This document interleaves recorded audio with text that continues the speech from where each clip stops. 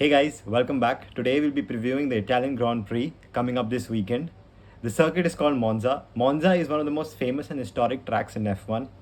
It has been part of our F1 calendar since 1950 and it has been there every year except for 1 year in between. This is Ferrari's home race and this is also Ferrari's 75th season in Formula 1. So there's a lot of pressure from the Tifosi and they have a lot of expectations. And Ferrari is, of course, going to try their best to live up to their expectations. And I feel the least they can do this season for their home crowd is to get a win in their home race. And Ferrari are celebrating 75 years in Formula 1, and due to which they are going to bring about a change in their livery, both for the car and the drivers as well. Coming back to the track, Monza is about 5.7 kilometers long and will be having 53 laps on Sunday. Monza is one of the fastest tracks we have.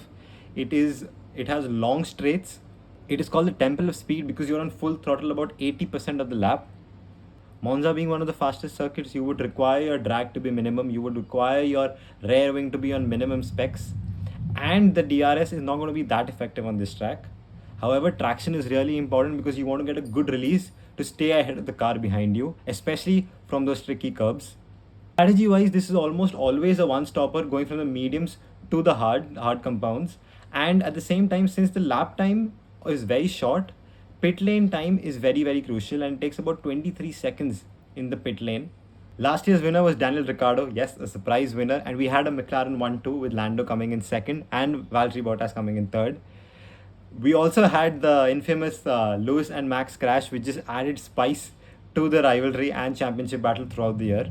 Before I go on to the predictions, just updating you with all that has happened this week. We'll be covering two sections. Firstly, we'll be covering the updates which we have got from the post-race after Zandvoort, and also we'll be talking about the latest news upcoming for Monza. Starting off with Zandvoort, Mercedes team principal Toto Wolff is very confident and he says the risk of leaving Hamilton out was a risk worth taking and they have no regrets.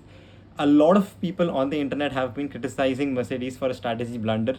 People are saying that they should have pitted both George and Lewis for soft tires in the end.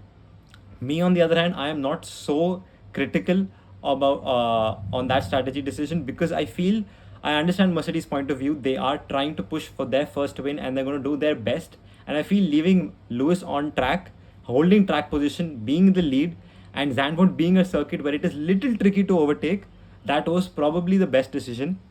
And Zandvoort was a track which really suited Mercedes, and you could see how well both the drivers were doing. So seeing that, I feel Mercedes made the right decision and it was just not their day, it was just not Lewis's day. Ferrari also opened up about Sainz's pit stop blunder. So Ferrari were trying to avoid the undercut from Sergio Perez, due to which they called Sainz in early. And as you could see, the pit crew members were not ready. So Ferrari talks about it and explains that the pit crew usually gets about 23 seconds to prepare for a pit stop. However, on this occasion, they were only given 17 seconds. And Zandvoort being a narrow pit lane, the pit crew members had to go all around and get to their positions. And it was, of course, the left rear tire was not there itself. But if you see front left as well, the pit crew member almost crashes into Sainz because they were so late getting ready for the pit stop. Talking about Yuki Tsunoda, of course, the most controversial thing which we had last weekend was Yuki stopping twice and his stop leading to a virtual safety car which fell perfectly in the hands of Max Verstappen and Red Bull. And the controversies and the conspiracy theory started that, Red Bull asked Alpha Tauri to do that so that Max could have an easy pit stop and stay in the lead of the race. However, I don't feel so, and I'll come to that why.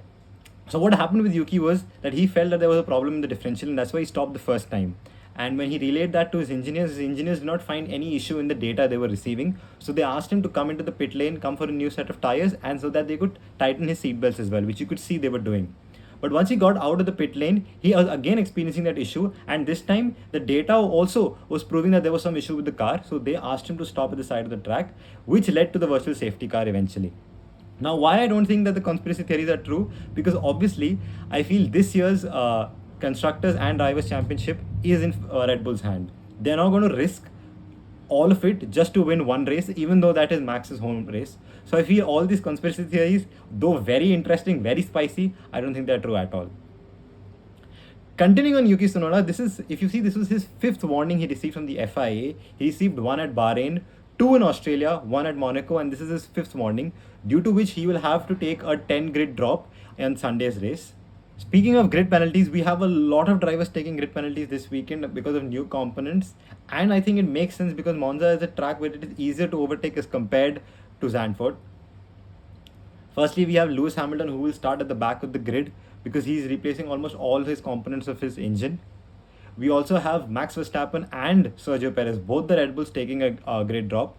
Max is taking a 5 grid penalty because of this is he's replacing for his 5th ICE of the year, and Sergio Perez is going for his 4th ICE of the season. That is why he will have to drop 10 grid places. Carlos Sainz as well is going to get a 25 grid position penalty because he's going for a lot of changes in his car. Valtteri Bottas as well is going to have a 15 grid penalty, and it's just been a really tough year for Valtteri. He has had 2 DNFs in the last 2 races, and he's really been struggling in the second half of the season. Now coming to the predictions. This race weekend, I feel that Ferrari are going to get it right for once with Charles, and I feel Charles is going to win his home race in front of his fans, and I think that is the least they could do for their fans this season. In second place, I have Max Verstappen coming in, and I think no matter the grid penalty, wherever Max starts from on the grid, he will end up in the podium. He is in a league of his own, and that's why I feel he will end up on the podium. In third place, I have George Russell. George Russell will continue his streak of top 5 and will have another podium this weekend, I feel. In P4, I know this might not be an popular opinion, but I feel Fernando Alonso can get a P4 this weekend because Lewis has a grid penalty, so does Carlos Sainz, and we know how good Fernando is when it comes to defending. So I feel he can hold on to P4 in this race. And the Alpine is just a great car. It has great straight line speed. So I think they are up for a big weekend this week, Alpine. In P5, I have Sergio Perez. Sergio Perez has been getting constant top 5 finishes, but he's not as smooth and comfortable with the Red Bull like Max is. In spite of all that, I still feel he'll get a P5 because he is driving a Red Bull, which is the best car on the grid. Coming to the best of the rest, I feel Alpine will be the best of the rest, with Fernando finishing P4 and Ocon having a good race as well. Fastest lap would probably go to Max Verstappen itself because Red Bull is the best car. Even though I have Max finishing second, I do have him to get the fastest lap. And number of cars finishing, last week we predicted 18 and it was correct. So I feel this week as well, it will be around 18 because it is really tricky around the curbs, and I feel you could damage your car or get into a crash like Lewis and Max did last year.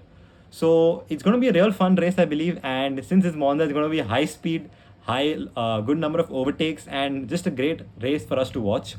So see you after the race. Until then, lights out and away we go.